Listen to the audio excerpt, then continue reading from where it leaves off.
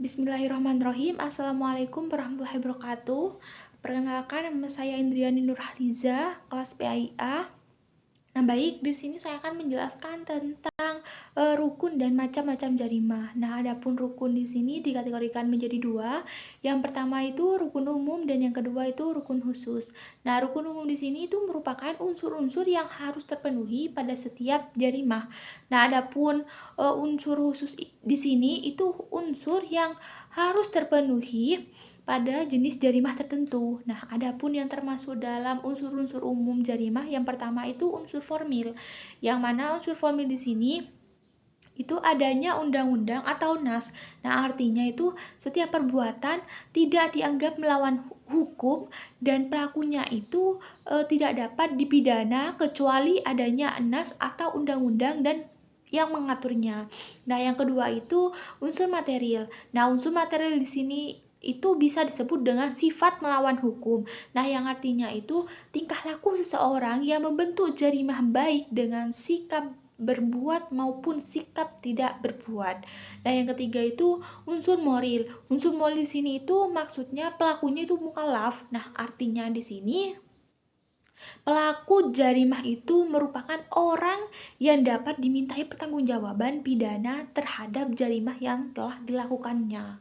Nah, adapun unsur-unsur umum yang sudah saya paparkan barusan di atas itu tidak selamanya terlihat jelas dan terang, namun dikemukakan guna untuk dipermudah dalam mengkaji persoalan-persoalan hukum pidana Islam dari sisi kapan peristiwa pidana itu terjadi.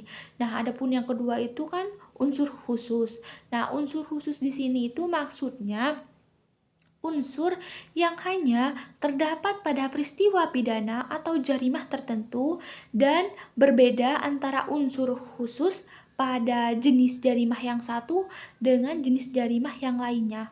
Misalnya ya, pada jarimah pencurian. Nah, pada jarimah pencurian di sini harus terpenuhi unsur perbuatan dan bentuk perbuatannya itu seperti apa. Dilakukan dengan cara secara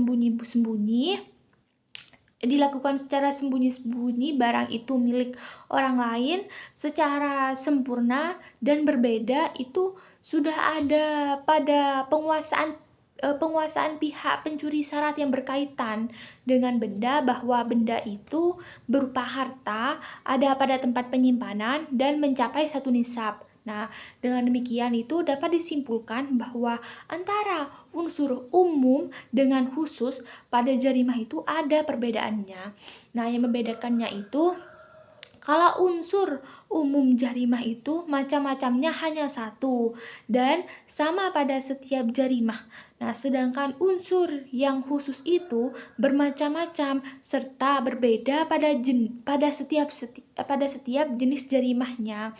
Nah, di sisi lain ulama fikih itu juga membagi jarimah dilihat dari berbagai segi. Yang pertama itu dari segi berat dan ringannya hukuman, itu dilihat dari segi berat dan ringannya hukuman jarimah yang terbagi menjadi 3. Yang pertama itu hudud, yang kedua itu kisos diat, dan yang ketiga takzir. Nah, yang pertama jarimah hudud yang berarti itu perbuatan melanggar hukum yang jenis dan ancaman hukumannya ditentukan oleh nas, yakni hukuman had. Nah, hukuman had di sini itu dimaksudkan tidak mempunyai batas terendah atau tertinggi dan bisa dihapuskan oleh perorangan atau masyarakat yang mewakili. Nah, adapun yang kedua itu jarimah kisos diat. Nah, yang mana jarimah kisos diat di sini perbuatan yang diancam dengan hukuman kisos dan diat. Nah, baik hukuman kisos maupun diat itu merupakan hukuman yang telah ditentukan batasnya, tidak ada batas terendah maupun tertinggi, tetapi menjadi hak perorangan. Nah, ini berbeda dengan hukuman had yang menjadi hak Allah semata. Nah, yang baru yang ketiga ini jarimah takzir. Nah, jarimah takzir di sini memberi pelajaran, artinya itu suatu jarimah yang diancam dengan hukum takzir. Nah, yaitu hukum selain had dan kisos diat. Nah, itu yang sudah saya jelaskan mengenai unsur hukum eh, unsur hukum unsur hukum jarima yang sudah saya paparkan tadi.